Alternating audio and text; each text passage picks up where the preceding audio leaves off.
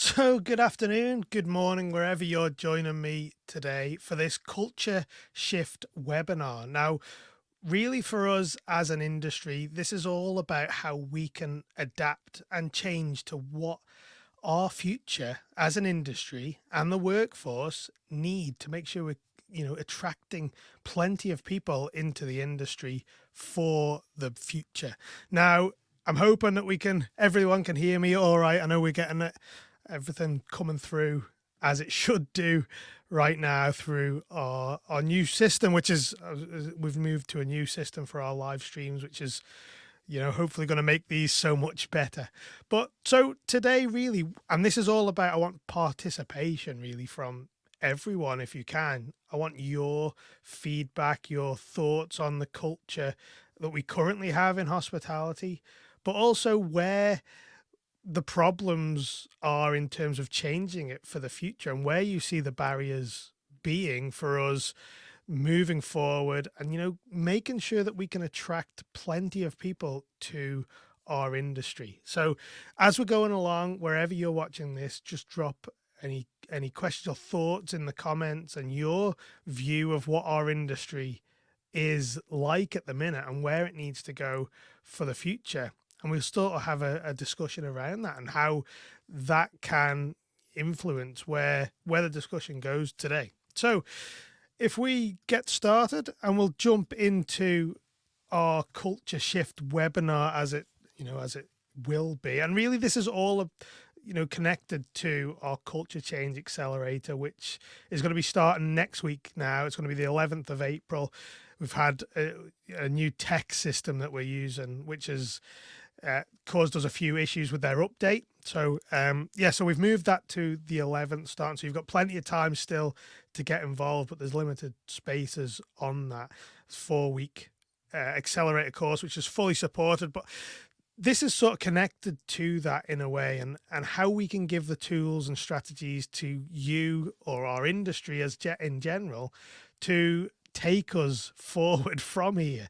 And because I think a lot of the times we as professionals, we know what we need to do, what needs to change, but it's actually taking action and implementing that, which is always something that can cause us to get stuck really and not actually move forward and make the difference that we need to.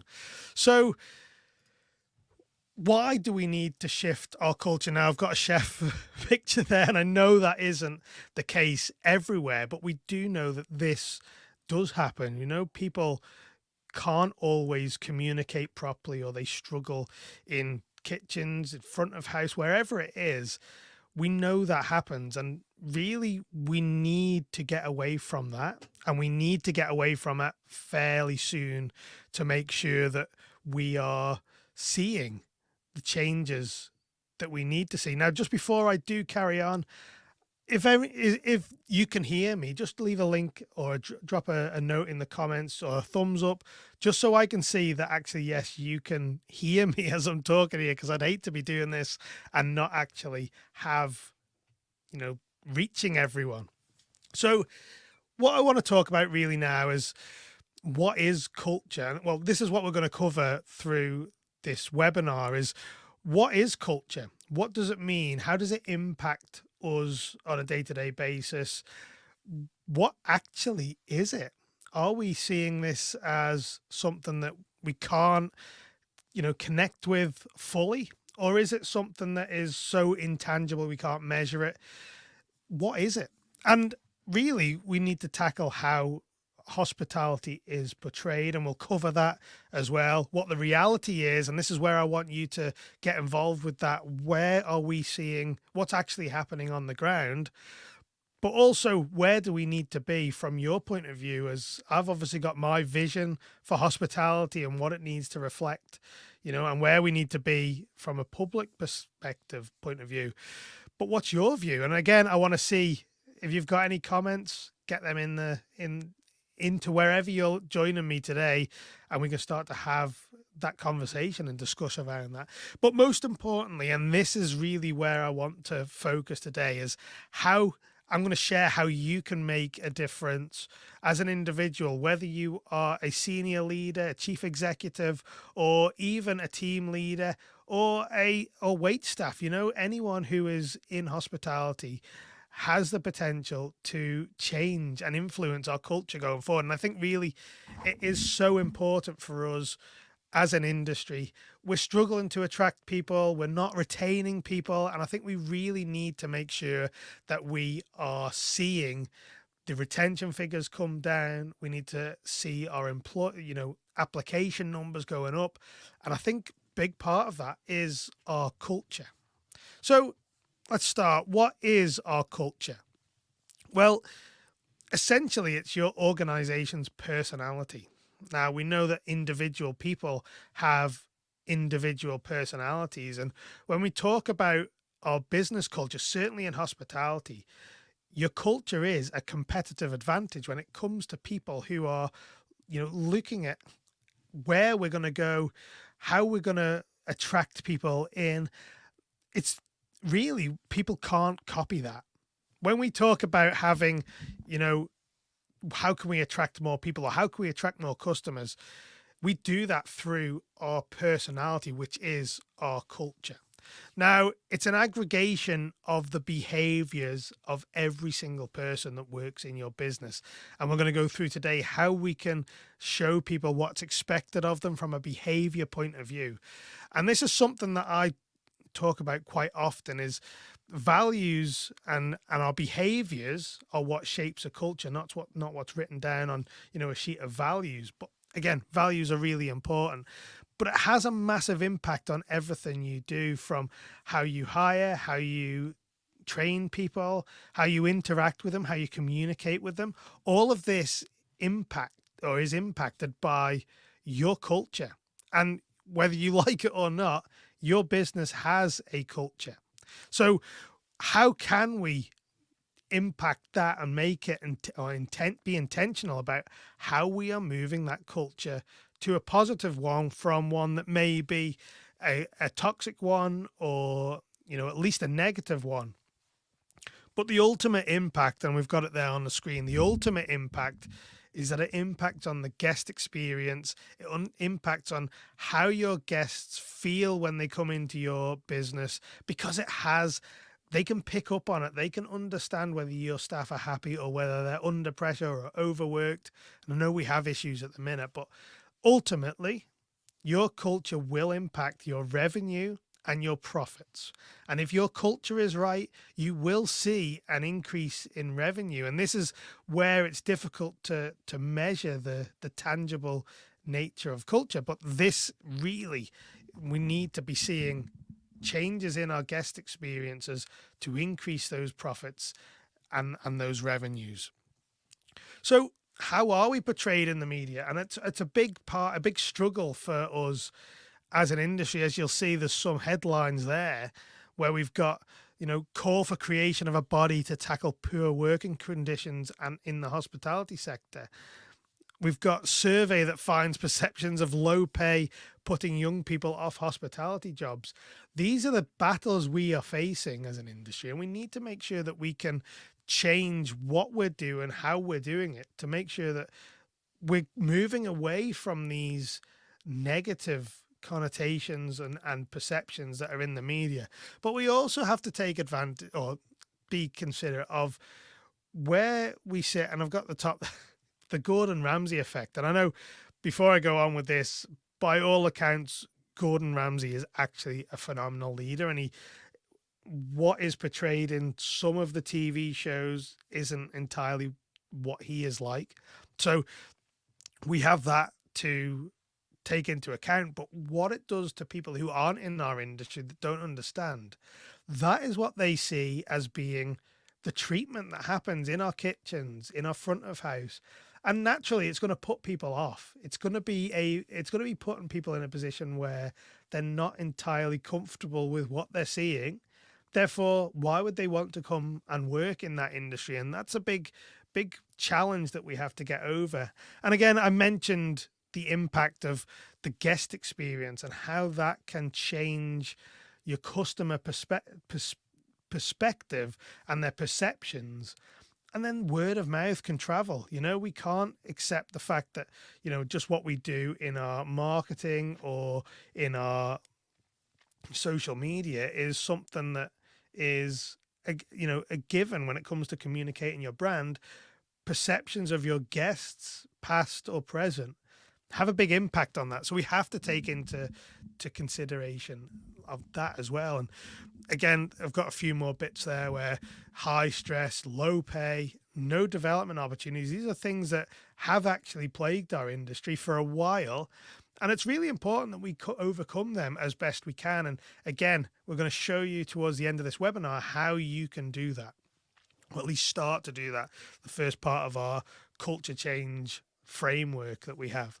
So again, in the comments, let me know what your experience is of culture.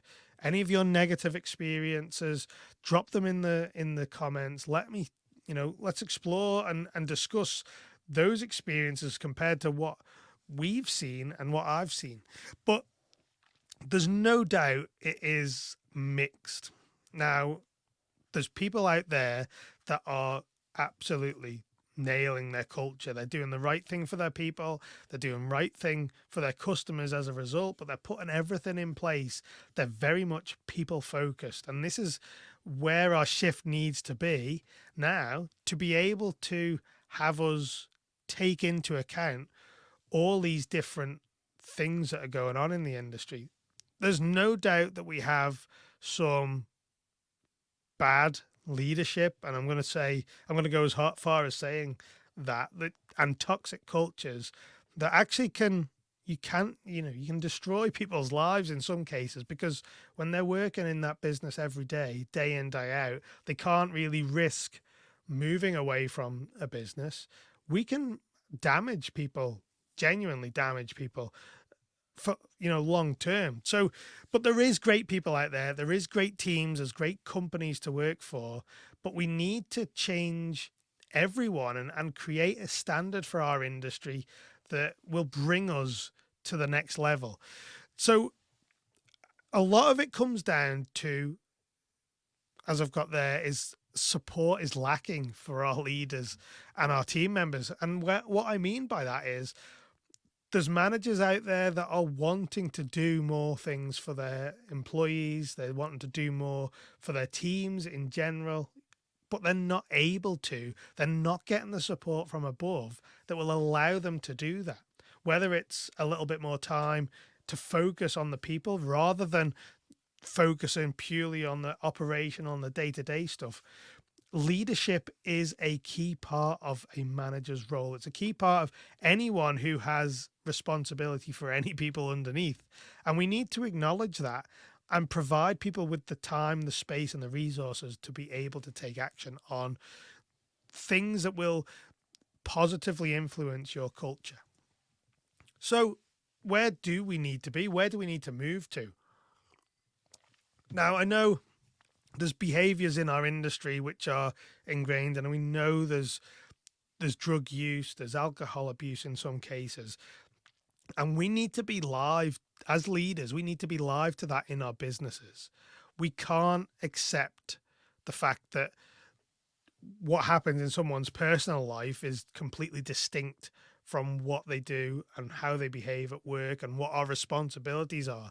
A true leader takes into account every single impact that their workplace has on someone's life, and we need to be live to that as well. It's another thing that we need to really focus on and get over, really, and start talking about these things. But for you as an individual business, now when we talk about culture, it's very easy for certainly team leaders or supervisors to think, oh, it's actually it's not for me to do. Now, in every single leadership position I've had, certainly since my mid-20s onwards, it was all about how we can create a culture, a microculture almost, within the wider organization culture. And that is something that we can do, that we can influence. And where we go with that is, and we'll talk again about it later, is how we can instill a vision, a mission, a purpose for our people, our immediate people. And really, culture is a reflection of that on just a bigger scale. And we can't always change a culture of an organization overnight. It takes time. It's not easy. There's a lot of challenges, and that's why we're running this culture change accelerator, to give you those tools. But really, it all comes down to knowing your values, basing a culture on your values, and connecting them to an organization's overall purpose in whichever way you can and whichever way it fits. But ultimately, our culture is defined by our values. And you'll hear me talk often about values, mission, and vision. And I always put values first because I think that is the stem of everything. Usually, we get mission, vision, and values. Mission comes first, but in my book, we have to start with our values, because it's the most important thing in leadership, is being able to have a vision, being able to communicate that purpose, but ultimately it's got to be underpinned by your personal values and connecting them to that purpose. So it's always something to keep in mind, because as we've got there, strong leadership depends on that communication as well, of that vision that you have, whether it's for your whole organization, whether it's just a small part, a smaller team in a wider organization. Your culture across the organization completely depends on leadership and how they implement and maintain a desired culture. But really, and obviously, my focus really is people and people focus. And especially when we're talking about, coaching clients, really, it's all about a focus on people, because if we can get that right, everything else follows. Like I said earlier, the profit or the revenue first follows, and the profits as well, because everyone has a different mindset. When they're in the right culture, and we talk about hospitality being a skill and a mindset, you need the culture to back that up, to make sure that your guests are getting that experience and that, the revenues are flowing. One of the big key parts of it as well is that internal communication, and we need to improve that. Hospitality is very much a case of having people coming in just before their shift starts, and as soon as they know it, they're into operating, they're doing their job, and at the end of the shift, they're done and they're out the door. We need to change this as well, and we do that by implementing some regular and consistent communication channels that we're designing as leaders, that we're doing regularly. We're touching base with people. We've seen it through COVID, how we needed to have regular lines of communication in place, that we're talking to our people so that they're not just feeling like they come in and then they go again every single day. And yeah, workload moderation. We've got this comment, Michelle: work hard, play hard. We have got hospitality's hard. It's hard work, whichever way you look at it. Jim Taylor put a post out on LinkedIn. I think it was middle of last week, and it's all about, we accept that the industry, you have to work hard in the industry, but we don't want to work too hard. We don't want to work our staff too hard. So it's our responsibility as part of our culture is to moderate that workload. People who are getting run into the ground every single day are going to not want to come into work. So we need to make sure we're making it as easy as possible. And on a recent podcast episode, I shared the fact that in our business, we had an ice cream kiosk that always ran previously on just 2 people. By adding a third person in there, not only did we reduce the workload on everyone, but we also actually got through more customers quicker. They weren't waiting in line as long, and we were able to serve, have a bigger production. Again, Jim talks about productivity, and we were able to elevate that just by adding that one extra person in there.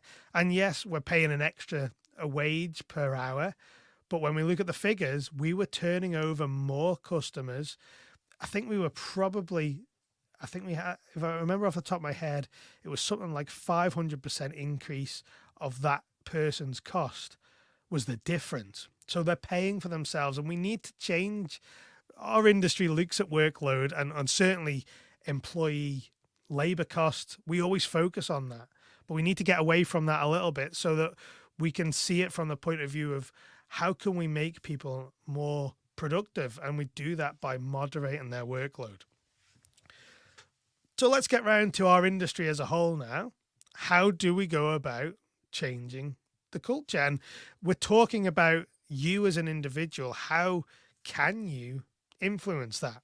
But really, as we spoke about earlier, the personalities of the businesses, the overall culture that we have in hospitality is an aggregation of all of those business personalities.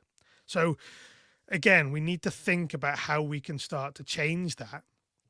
And really, how one business behaves can really impact another. So, for example, if you're in a business where you have a toxic workplace culture, what is going to happen when people leave that business is that they're going to see, or not wanting to necessarily go back into hospitality very quickly. They're going to want to look at alternatives because they don't want to have that experience again. And that's what we come up against every single time we're hiring, is people are not necessarily wanting to go back, and we're seeing that in the figures as well.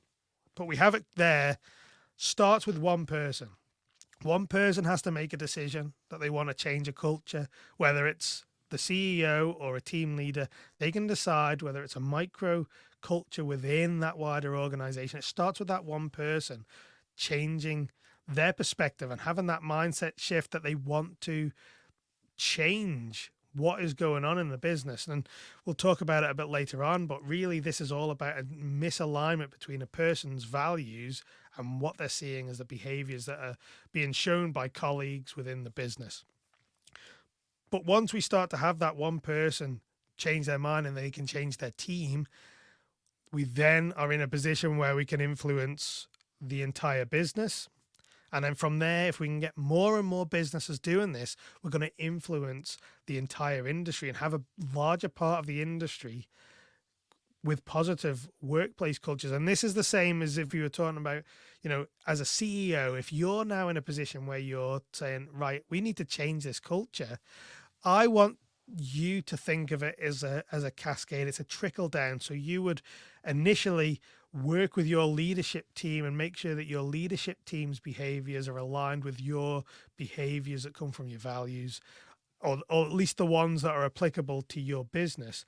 And then from there, they then work with their direct reports and start to trickle down this culture from the point. But really, actually, it's a double-ended process, and that initially you can start to then look at your hiring process, starting to hire based on values, based on behaviors that are being exhibited, and start to work at it from both directions. But the key is, and like I've just said there, key is aligning new entrants to the business, whether that's new employees at the bottom end of your hierarchy, or whether it's new people coming into our industry as operators. We need to try and align them with this vision of a positive workplace culture. But ultimately, it starts with you. You as an individual have the power to influence. Therefore, you have leadership elements to that. You have the power to influence what happens in the business that you're in. Again, whether you are a CEO, whether you are a GM, whether you are a shift manager, you all have the possibilities of changing this culture.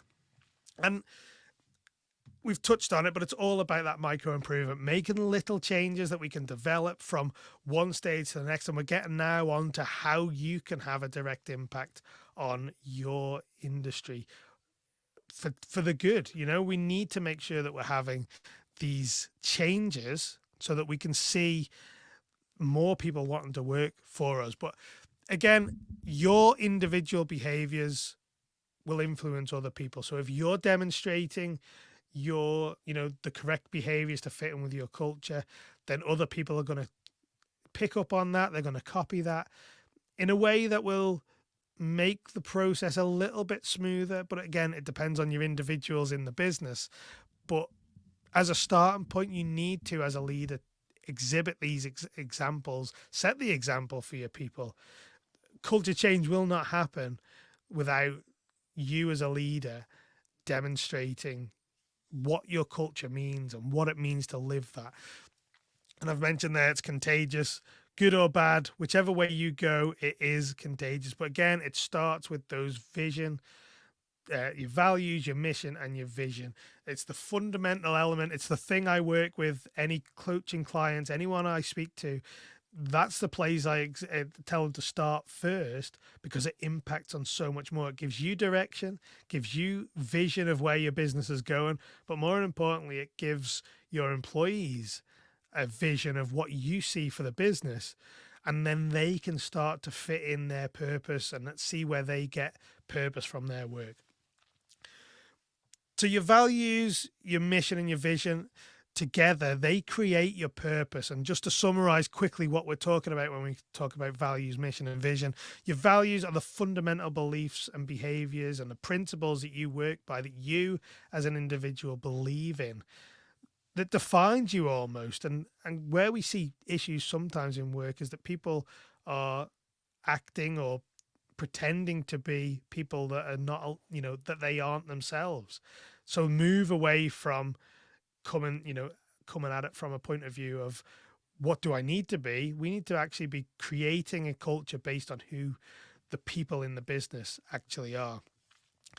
Your mission, very often a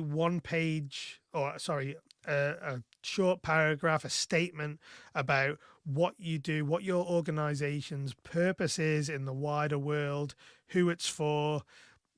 All this sort of thing goes into your mission statement. And then you've got your vision, which is your desired future. Essentially, it's creating your goals and working towards them systematically so that you can get, more likely to reach them, measurable stuff that you can get there. But as you can see, that little image I've got there, values is the key. That's the one thing that holds everything else together. As I say there, most important is the values. I think you've probably picked up on that now, and especially if you have been involved in listening to our podcast for any period of time, you will know this is probably one of the areas that I keep coming back to. And that's because your culture is an aggregation of behaviors, and we spoke about that before, and those behaviors are a direct result of your values. So you must know your own personal values to allow you to put you in a position where actually, how do I act to be the person who I truly am. And again, I mentioned it earlier, that disconnect between your personal values and the culture. That's where you start to identify that you need to change the culture. If there's something you're uncomfortable with, if there's something you don't agree with in terms of how someone's being treated, that's a surefire way of seeing where a culture needs to change from that point. I'm going to just pick up on a comment now. Again, Michelle, when it comes to change, it's an inside job. We have to make the change and lead by example. And that comes back to the leadership element, where we're talking about our leadership is the key to this. We have to make sure that we as individuals are able to deliver an intentional culture based on our example. And we can't expect some people to do it and others not to do it. We have to be, that's one thing that we have to commit to, is ourselves as leaders delivering the change that we want from, our own example. So how do you develop your values? Where do you go? How do you start to take into account what's important and what's not? And the important thing is to start with your core beliefs and the principles that you work yourself, operate day to day from. That's the sort of things we need to start thinking about so that you can change how you show up and get clarity on who you are as a person. So before we get too much further in, when it comes to finding out your values, just Google core values. You'll be able to pull down a sheet of example values that will be able to, help you resonate with it. And we're going to talk about that now. So get that sheet first. Get a list of potential values that you can go through and work through and see what fits with you. taking into account your life experience, the things that you've seen in the past. You'll have an idea of what you don't like, so that'll help you as you go through this process. But more importantly, having that list will just give you get you over that barrier of sitting there and trying to think, well, actually, what are values? What do I do? How do I resonate with? How do I know what I resonate with? So that'll just give you a bit of a prompt just to start you off. But as you go through them, write a list of every single value that you look at that you think, actually, yes, I believe in that. That's one of my principles. And you might create a huge list. You could create a list that's over 100 values long. Generally, you will get an idea of where you are at 20 to 30 values as something that creates a picture of what makes up your principles. And from that point, we want to start to rank them in priority order. So which one is the most important to you? And for example, for me, number one is integrity. So whatever it is for you, whatever you have as being the most important thing for you, rank them certainly the top 10. So we've got at least, as you can see there, we want to be selecting 4 to 6, maybe 8 at a push values that you can work on going forward and taking that into developing a culture in the workplace. And this is not in a work context when you're choosing your values. This is you as a person, wherever you are. What are the things that you connect with and resonate with? But one thing we have to be clear about, and you will, if you've worked in any business, certainly any larger business, you will know that they will have likely had a value statement. They'll had a mission. They'll have had this purpose document. But very often, and actually more than very often, it's something that I think happens more often than not. People who are the workers who read these documents that they get pushed out to them will look at these and go, well, actually, what does this mean? How does this impact me? And often it can be seen as corporate fluff, really. And we need to get a move away from that. And something that we talk about often is how our culture is not shaped by this list of values that we've just created. That doesn't create a culture. What creates a culture is people in the organization behaving in line with those values and the behaviors that link to those values. So what I tell people to do and how I guide them through it is to create not only their values, their list of values, but also how we can develop behavior statements from that. So whereas, and again, you'll probably have experience of this, of having organizations have a list of values and have a list, a values, a vision statement, a mission statement as well. Very few of them actually incorporate the values. And the reason that is so important is that is, again, a culture is created by behaviors, and it allows people to see, actually, how does my behavior fit with the values and the example behavior. So for example, I've just written down my integrity one. I'll stick with that one. So this is my behavior statement, an example behavior statement that you would use with integrity. And it's the quality of being honest and having moral principles. It's about doing the right thing for the business and not what is easy or easiest for you. So that, for example, for someone who is in your organization, they would see that, they would start to realize, actually, what does it mean if I, live up to this or live out the value of integrity? What does it mean? So rather than someone having to decipher your values, you're giving them that example of what behaviors are expected from them to fit in with the culture that you're developing. And this, again, we're talking in the business context here, certainly in the hospitality industry, but even, I know we've created that list of your own personal values and we've got the top 5 or 6, but when it comes to your business, you need to pick from your long list another top 5 or top 6 that resonate most with your business and then therefore your mission and your vision. But what we don't want to do is diverge from your own personal values. That's where we start to see uh, inauthentic behaviors coming out, insincere behaviors that are picked up by people very easily. And therefore, it starts to feel a little bit false. So we need to get away from that if we can. Make sure we're still sticking to your own personal values. But your starting point is those behavior statements. They are what will guide everyone in your business. They're clear. They make sure that we're getting to the point of what do we see when it comes to every single day operationally, whether it's in front of customers, whether it's interactions with our teams. How do we reflect these behaviors in my day-to-day, interactions? But then beyond that, once we've got these behaviors and these values, we can do our hiring based on those values. That's what we're looking for then in new employees. Do they match? Do they fit our culture? We're not talking about getting people to fit in, because then we start exactly what I was talking about before, getting this disconnect between who this person really is and what they're acting like at work. And when we do that, sometimes the mask can slip and we start to see the real person behind it.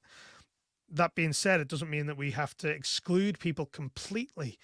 There's a middle ground to be found, but certainly if we can hire based on our values and behaviors, we're getting along, or getting a lot closer, pardon me, getting a lot closer to creating that culture, that intentional culture that we're looking to create.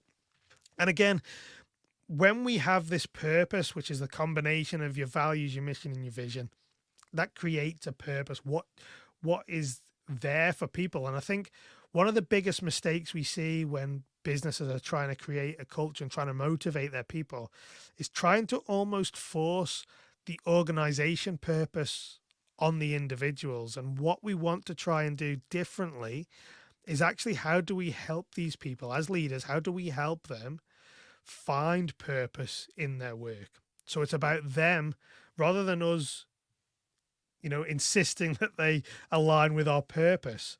Within that broader spectrum of that purpose, how does this person's role fit into that? And where do they personally find purpose? And it might not even be connected to that overall purpose of the organization. It may be something completely personal to them, but it's all your job as a leader is helping people find that connection. Again, we're starting to build these layers on top of each other to create what is a new industry culture. And again, we expand on this, and this is only the first step really of our culture change framework, is getting these values and the behaviors nailed so that people can understand what behaviors they should be exhibiting. But there's so much more that goes into changing a culture, and this is just the first step, because we then need to implement it, and there's the strategies that we can implement, and we're not going to go into that today, but the strategies we can implement then to help people adopt these behaviors and the habits differently. And we go into this in our Culture Change Accelerator, and I know I mentioned that at the top, but it's starting next week. We've got on the 11th of April, so it's a 4-week on-demand course. It's at your own pace. So every Tuesday, there'll be new content for that week delivered. And it's about you working through them at your pace.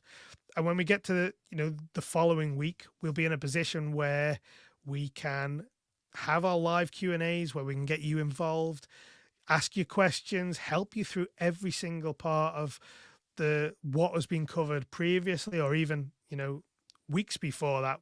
That's what it's there for, with me live. And each week you'll have actions to help you start to put things in place for your business. Now, the course, the accelerator, which is this supported way of doing a online course, including our community as well. You'll have access to our community where we'll have interactions with other people that are going through the accelerator as well and helping each other. But we have to take into a consideration cultural inertia, and that's something that the way I describe is, depending on the size of your business, that will impact how quickly you can implement things. But what this accelerator will do, it will give you, within 4 weeks, give you the tools, the strategies, the skills to make a difference, start to change your culture, and start to bring the better parts of your business out. Now, what I say is, when we look at our competitors in the market, you can go out there, you can copy their menu style, you can copy their decor, you can copy their layout if you wished. Not that I'm recommending you do that. But what we can't often copy is a business's culture. And that usually is what differentiates a successful business from a not so successful business. And yes, there are times where, a toxic culture, poor leadership can result in a successful business, but it's very, very rare that happens. So this is why culture is so important, but we need to make sure that we're being intentional about it. This accelerator is only £47 or approximately $56, depending on the exchange rate. And that's for 4 weeks of content, approximately an hour each week of content for you to work through at your own pace when you get the time to do it. And this is a special introductory price where, it's bringing you into this very first time we're running it as an accelerator. So it's going to bring you in and give you this introductory price of £47 and everything that comes along with it. The usual price is £197 for access to the course alone. So there's huge value here for you to get involved now whilst you can, before April 11th, to get involved with it. And like I say, it'll give you those tools, those skills, and the strategies, most importantly, to help you implement a new culture and at least start the work on creating the culture. Now, thank you so much for joining me. I know I really hope that you've taken something from this and you can start to bring a new approach to changing your culture in the workplace. It's not an easy process by any sense. And again, with my coaching clients, it's all about how we can support you through that and deliver a culture change if that's what's needed in a business. But again, the Culture Change Accelerator is going to be all about giving you the tools so you can go out there, you can alter your culture for the better, attract more people, more importantly, retain more people, and make a successful business for you. Thank you so much. Really glad that you could join me on this webinar. And yeah, again, any questions, email me, andy@thecafehustle.com. Happy to connect with you. But yeah, we've got another showing or another version of this at 7 p.m. this evening. That's UK time. At 2 p.m. Eastern time, we're going to run this again. So if you know anyone who hasn't been able to make this, who would benefit from some of the stages that we've gone through here today, make sure you share that with them. Let them know about it. Again, it'll be live on YouTube, live on LinkedIn. Thank you for joining me. And yeah, any questions, drop them by, let me know. But yeah, thank you for joining me.